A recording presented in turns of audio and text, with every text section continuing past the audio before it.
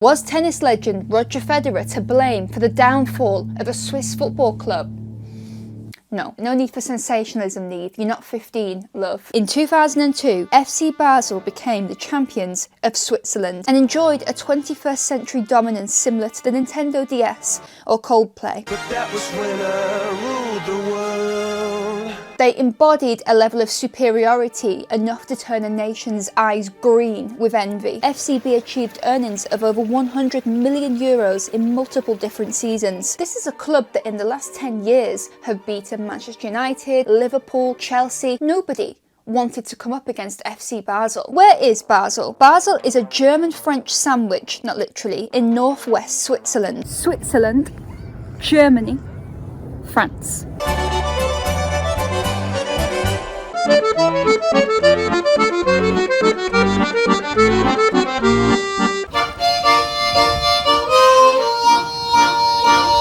Kind of feels like I've stepped back into the 40s, 50s, that's less problematic.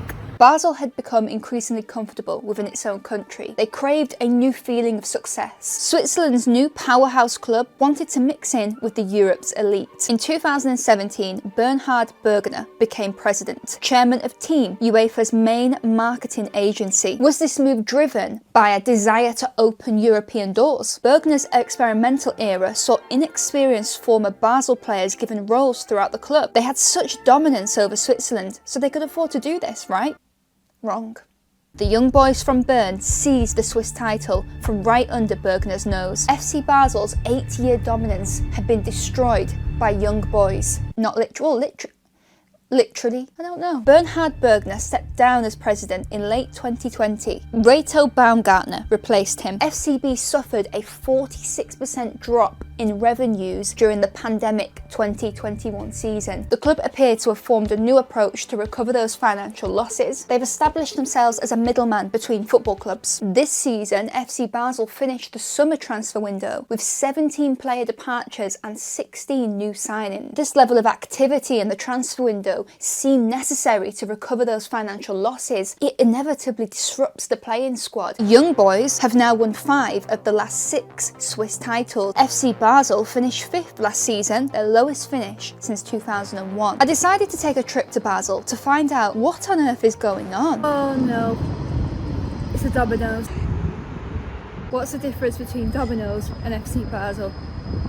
Domino's deliver.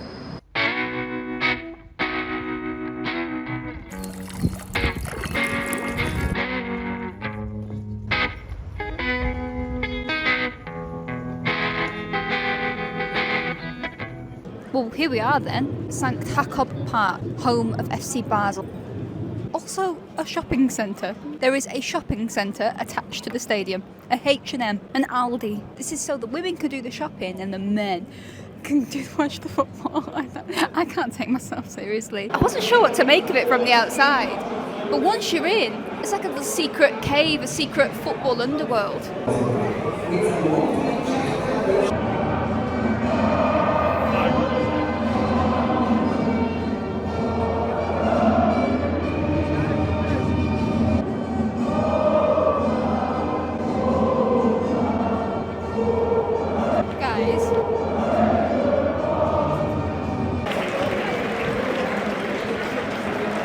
Am I the only one that can see this?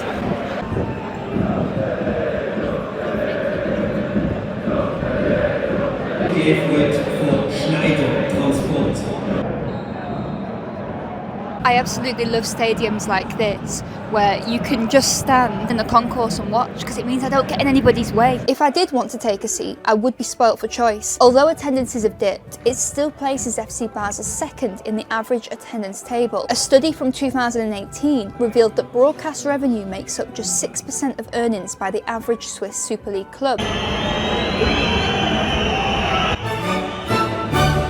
which suggests local revenue, like attendances, is still a financial driving force in Swiss football. The match was fast-paced, fun. Is this team really as bad as the papers report?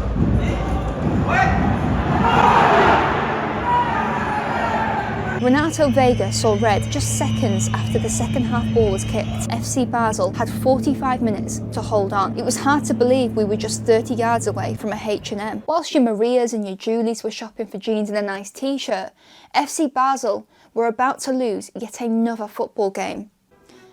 Or were they?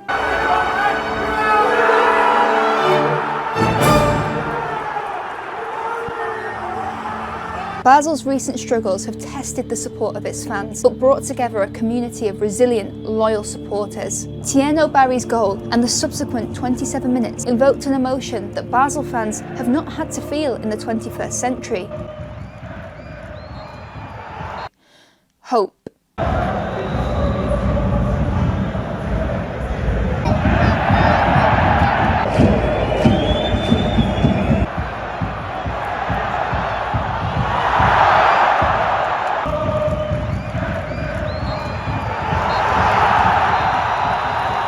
The full-time whistle blew. The FC Basel players celebrated with the fans for what felt like at least 10 minutes. The St. Gallen players went over to the travelling supporters and just stood there, accepted it. We lost the game. There's a level of sincerity there that I wish we had more of back at home. Under manager Fabio Celestini, FCB are no longer bottom of the table and are into the quarterfinals of the Swiss Cup. Evident improvement, right? Stakeholder David Dagan recently stated, "We are the club that is most written and broadcast about. We all work here every day to ensure that the FCB gets back on its feet." And get on their feet, they might just do. But it won't be easy. There are now 12 teams in the top flight of Switzerland. The 12 teams play each other 3 times. The league is then split into a top 6 and a bottom 6. Each team plays the other 5 teams in their group once. The team bottom of the relegation group is relegated. Second bottom plays a relegation playoff match. That's very exciting. Is this a cautionary tale of complacency and arguable gluttony at the top at FC Basel that understandably culminated during a very successful and exciting period in their history? Or are FC Basel